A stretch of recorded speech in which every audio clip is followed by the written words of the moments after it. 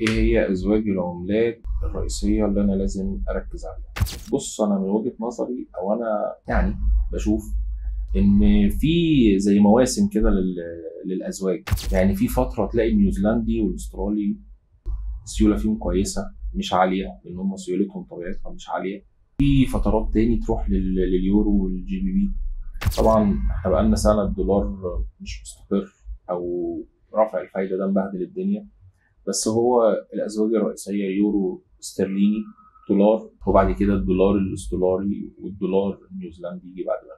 وفي كمان الزار او يو اس دي زار واليورو زار، اللي هي عمله جنوب افريقيا، برضو بيكون فيها فرص كويسه. بس زي ما انا قلت او انا شايف من وجهه نظر انا تاني اهو، ان هي مواسم. ان انا في كده ايام اروح اشتغل او اروح اركز قوي على الاسترالي والنيوزيلندي، في ايام تانية لا اروح للفولاتيليتي او السيوله العاليه في اليورو في الاسترليني.